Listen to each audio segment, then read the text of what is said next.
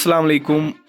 जितने भी class 10th के स्टूडेंट्स हैं उनको एक ही टेंशन रहती है 10th क्लास के बाद कि क्या मैं कॉमर्स लूँ, medical, non medical, arts plus math यानी कि कंपाउंड आर्ट्स क्या मैं ले लूँ 10th के बाद, क्योंकि बहुत सारे स्टूडेंट्स को यही कन्फ्यूजन रहता है। ठीक, अगर मैं आपको बता दूंगा कि कॉमर्स में भी स्कोप नहीं है, मेडिकल में भी नहीं है, नॉन मेडिकल में भी नहीं है, आर्ट्स में भी नहीं है, किसी भी सब्जेक्ट में स्कोप नहीं है, तो क्या आप मानोगे? बिल्कुल नहीं मानोगे। ठीक है, तो अगर मैं बता दूं कि इंजीनियर जो करते हैं स्टूडेंट्स, जो चाहे बीटेक करते हैं किसी डिपार्टमेंट में, चाहे जो सिविल इंजीनियर करता है या फिर इलेक्ट्रिकल इंजीनियर होता है या फिर कोई स्टूडेंट सॉफ्टवेयर इंजीनियर होता है, तो अगर मैं आपको बता दूंगा कि वो फिर आर्ट्स में चला जाता है, तो क्या आप ये मानोगे? नहीं मानोगे। तो मैं आपको प्रूफ भी दूंगा कि कौन सा स्टूडेंट मेडिकल में था फिर उसने आर्ट्स पकड़ा, किसको आर्ट्स था उसके बाद उन्होंने मेडिकल पकड़ा, और कौन सा स्टूडेंट ऐसा था जिन्होंने कॉमर्स था और उसके बाद उन्होंने क्या पकड़ा है। ठीक है, उसके बाद उन्होंने मेडिकल पकड़ा है। ठीक, तो आज मैं आपको बता दूंगा कि एक्चुअली में कौन सा सब्जेक्ट आप ले सकते हो। ठीक है ना, यानी कि कॉमर्स में कौन से स्कोप्स होते हैं, मेडिकल में कौन से स्कोप्स होते हैं, नॉन मेडिकल में कौन से होते हैं, आर्ट्स में, कंपाउंड आर्ट्स में कौन कौन से स्कोप्स होते हैं। ठीक, इस वीडियो को आपने एंड तक ज़रूर देखना है। ठीक है ना, इन्फॉर्मेशन बहुत अच्छी रहेगी आप सभी के लिए, 10th क्लास के स्टूडेंट्स के लिए। ठीक, और आपको आसानी रहेगी कि मेरा जो कैरियर है वो किस में अच्छा बन सकता है, तो आपको फिर आसानी होगी जो सब्जेक्ट चूज़ करने में। ठीक, इस वीडियो को आपने ज़रूर एंड तक देखना है। लेकिन अगर आप नए हो हमारे इस यूट्यूब चैनल पे, तो आप हमारे इस यूट्यूब चैनल को सब्सक्राइब करके बेल आइकन ऑन कर सकते हो। व्हाट्सएप ग्रुप की लिंक आपको डिस्क्रिप्शन में मिल जाएगी, अगर आप इंटरेस्टेड हो तो आप जाके ज्वाइन कर सकते हो। ठीक, सबसे पहले अगर हम देखेंगे, सबसे पहले हम कॉमर्स लेंगे। ठीक है ना, कॉमर्स में वो स्टूडेंट्स होते हैं जिनको दिमाग में एक ही सवाल रहता है कि हम बिजनेस करेंगे। हालांकि बिजनेस भी एक ही ऐसा ही यहाँ पर मतलब कि ब्रांच है इसमें, यानी कि आप कॉमर्स लेने के बाद बिजनेस कर सकते हो। तो मैं बता दूंगा कि जिन्होंने कुछ नहीं पढ़ा है वो आज लाखों करोड़ों में बिजनेस कर रहे हैं, उन्होंने कॉमर्स का एक सब्जेक्ट भी नहीं पढ़ा। क्या आप मानोगे? बिल्कुल, क्योंकि कॉमर्स जो है ये ऐसा सब्जेक्ट है जिसमें आपको ब्रेन वॉश होता है कि जो इकोनॉमी होती है, चाहे आपने जो आर्टिकल होता है यानी कि जो प्रोडक्ट होता है उसकी पहचान होती है आपको।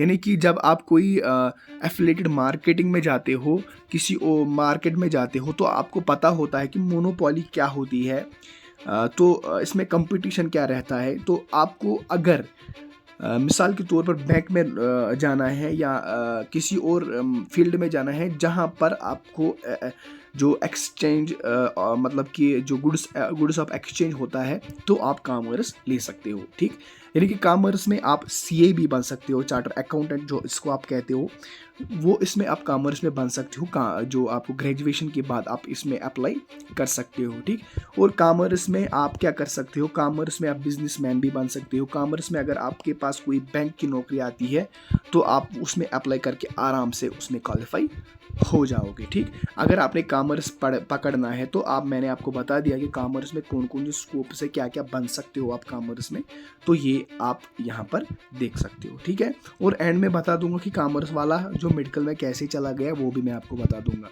ठीक, दूसरा है हमारा मेडिकल, क्योंकि ज़्यादा प्रेफरेंस जो है रहती है वो मेडिकल और नॉन मेडिकल में। नॉन मेडिकल का पता ही है आप सभी लोगों को, इसमें इंजीनियरिंग करते हैं स्टूडेंट्स, चाहे आप बीटेक करते हो किसी मिसाल के तौर पॉलिटेक्निक करते हो, या फिर चाहे सिविल इंजीनियरिंग करते हो, या फिर आप किसी मैकेनिकल इंजीनियरिंग में जाते हो, या फिर आप सॉफ्टवेयर इंजीनियरिंग में जाते हो। ठीक है ना, क्योंकि इसमें बहुत सारे ब्रांचेस होते हैं जो यहाँ पर जो मैं बात कर रहा हूँ, मेडिकल नॉन मेडिकल के बाद जो आपने इंजीनियरिंग करनी है। ठीक है, वो 12th के बाद होती है। 12th तक आपको जो फिजिक्स केमिस्ट्री है, ठीक है ना, या फिर जिसको आप मैथमेटिक्स भी कह सकते हो, मैथमेटिक्स में इसमें भी साथ रहता है। ठीक, उसके बाद है मेडिकल स्टूडेंट। मेडिकल स्टूडेंट में बहुत सारे स्टूडेंट्स ऐसे होते हैं जो अकॉर्डिंग टू योर जो आपके मार्क्स होते हैं उसी के अकॉर्डिंग लेते हैं सब्जेक्ट। ये गलती बिल्कुल नहीं कर सकते हो आप। अगर आपके 400 मार्क्स से अबो आ गए तो इसका मतलब मतलब ये नहीं है कि आप आर्ट्स नहीं ले सकते हो, आर्ट्स में वैल्यू नहीं है 400 में, जिसके 250 मार्क्स आते हैं वही आर्ट्स लेता है, तो आप ये गलत कह रहे हो। ठीक, इसका मतलब ये है कि अगर कोई स्टूडेंट मेडिकल लेता है, मेडिकल में स्कोप क्या है, सबसे पहले इसमें बहुत सारे स्कोप्स होते हैं, क्योंकि 12th के बाद आप ग्रेजुएशन कर सकते हो बीएससी में, ठीक है ना। यानी कि अगर आपने 12th कंप्लीट किया है तो आप नीट में भी अप्लाई कर सकते हो, ठीक, क्योंकि नीट ऐसा कुछ कॉम्पिटिटिव एग्ज़ाम होता है, अगर आप ये कामयाब हो गए, इसमें अगर कामयाब हो गए नीट में, तो आपकी लाइफ बन जाएगी, ठीक है ना। यानी कि नीट ऐसा कॉम्पिटिटिव एग्ज़ाम होता है, यही मेडिकल का सबसे बड़ा ब्रांच रहता है, सबसे बड़ा ख्वाब हर किसी स्टूडेंट को एक ही रहता है कि मैं नीट क्वालिफाई करूँ, ठीक। तो मेडिकल में आप फिर अगर मेडिकल में आप भी फार्मेसी भी कर सकते हो, ठीक है ना। मेडिकल में आप यही कुछ मेडिकल के स्टूडेंट जितने भी हैं, मैं समझता हूँ कि वो फिर खाली वही काम कर सकते हैं जो मेडिकल में स्टूडेंट्स करते हैं, ठीक। उसके बाद है मेरा फेवरेट सब्जेक्ट, वो है आर्ट्स। आर्ट्स इतना बेहतरीन सब्जेक्ट है, मैं आपको बता दूंगा। इसमें ग्रेजुएशन के बाद आपको 100 से 1000 से भी ज़्यादा अपॉर्चुनिटीज़ मिलती हैं, ठीक है ना। सबसे पहले आईएएस एग्ज़ाम आप दे सकते हो, उसमें यूपीएससी जिसको आप कह सकते हो, केएस एग्ज़ाम जो होता है वो आप दे सकते हो।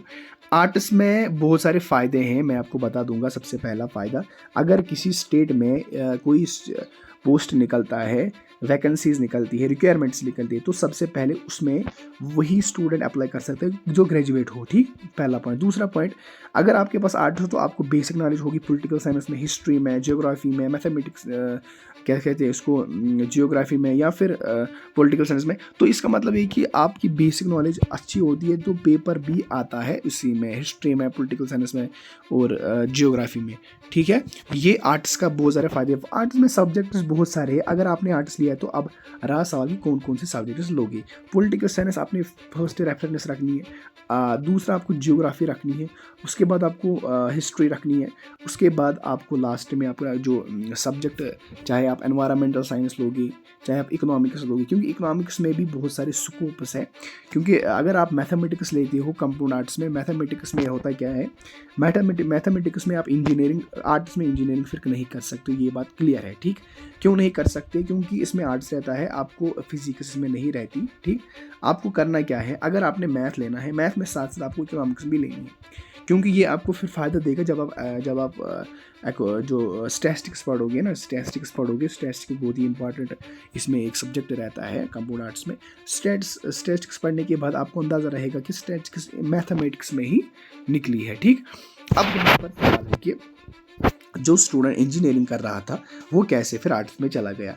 आपने बहुत सारे नाम सुने होंगे, ठीक है ना, चाहे अतहर आमिर की बात करेंगे हम, जो इस वक्त कमिश्नर है स्मार्ट सिटी का, ठीक है ना, या फिर अगर हम बात करेंगे जो जुनैद अहमद है, जो यूपी का रहने वाला है, जिन्होंने आईएएस क्वालिफाई किया है यूपीएससी एग्ज़ाम, पहले वो बीटेक कर रहे थे। शाह फैसल की अगर हम बात करेंगे, शाह फैसल को आप सभी लोग जानते होंगे, एग्जाम्पल मैं वही दूंगा, आप समझाओगे। उन्होंने एमबीबीएस जो है वो क्वालिफाई किया है, ठीक है ना। एमबीबीएस आपको पता ही होगा, वो नीट के बाद करते हैं स्टूडेंट्स, और एमबीबीएस क्वालिफाई करने के बाद 2 साल उन्होंने फिर नौकरी की है एज अ डॉक्टर, उसके बाद डायरेक्टली यूपीएससी में चले गए। इसका मतलब यही है कि स्टूडेंट सेटिस्फाई नहीं रहता है। अगर आपने 499 मार्क्स लाए हैं तो आपको भी सेटिस्फेक्शन नहीं मिलेगी कि यार एक मार्क्स कैसे कट गया। कोई स्टूडेंट 399 लाता है कि एक मार्क्स कैसे कट गया, मुझे 500 लानी थी। तो इसका मतलब है कि कोई पर्सन सेटिस्फाई नहीं है अपनी जॉब में, अपने काम में, अपने रोज़गार में, अपने सब्जेक्ट में। तो अब लास्ट में बता दूंगा आप सभी लोगों को, अगर आपने कॉमर्स लेना है तो आप मुझे नीचे कमेंट कर सकते हो कौन सा सब्जेक्ट लेना है। मेडिकल लेना है तो कमेंट कीजिए कौन सा मेडिकल लेना है, नॉन मेडिकल लेना है, आर्ट्स लेना है या कंपाउंड आर्ट्स लेना है, आपको नीचे कमेंट कीजिए, ठीक है ना। और फेवरेट सब्जेक्ट मेरा यही है कि आप सभी लोगों को मैं प्रेफर करता हूँ कि मेडिकल, या आप मेडिकल ले सकते हो, क्योंकि मेडिकल आपका ऐसा सब्जेक्ट है जिसमें आप नीट क्वालिफाई कर सकते हो। नीट के बाद आपकी हिम्मत कम रहती है, ठीक है ना। आप बीए फार्मेसी भी कर सकते हो, बीएससी भी कर सकते हो, लेकिन जो मज़ा नीट में है वो मज़ा किसी और में नहीं है। दूसरा है आर्ट्स। ग्रेजुएशन करो, आप सिंपली ग्रेजुएशन करो, सिंपली ग्रेजुएशन के बाद यूपीएससी एग्जाम्स दो और इंशाल्लाह आपकी लाइफ बन जाएगी। कॉमर्स में आपको मैं बता दूंगा, सीए कर सकते हो आप, ये बहुत बड़ा एग्जाम होता है। मैंने एक दोस्त से कहा है कि हमेशा हमें बिग सोचना चाहिए, हमें हमेशा हमारी एम जो है वो बिग होनी चाहिए, ठीक है। कॉमर्स लोगे तो आप ये पता नहीं करेगा कि मुझे बिजनेसमैन बनना है, नहीं, आपको इस बात का ख्याल रखना कि मुझे सीए बनना है, चार्टर अकाउंटेंट बनना है, बस। मेडिकल में पता है मुझे डॉक्टर बनना है, नॉन मेडिकल में मुझे इंजीनियरिंग करनी है, आर्ट्स में, कंप्यूटर आर्ट्स में मुझे यूपीएससी एग्जाम क्लियर करना है, ठीक। तो जब आप बड़ा सोचोगे, बड़ा सोचने के बाद अगर आपको बड़ा नहीं मिलेगा तो उससे लीस्ट तो ज़रूर मिलेगा ना, ठीक है ना। ये इन्फॉर्मेशन छोटी सी थी, अगर इसको आपने पसंद किया है तो इसको आप लाइक, कमेंट और दोस्तों में शेयर करना जिन्होंने अभी भी सब्जेक्ट नहीं पकड़ा है, ठीक। दीजिए इजाज़त भाई को, अल्लाह हाफिज़।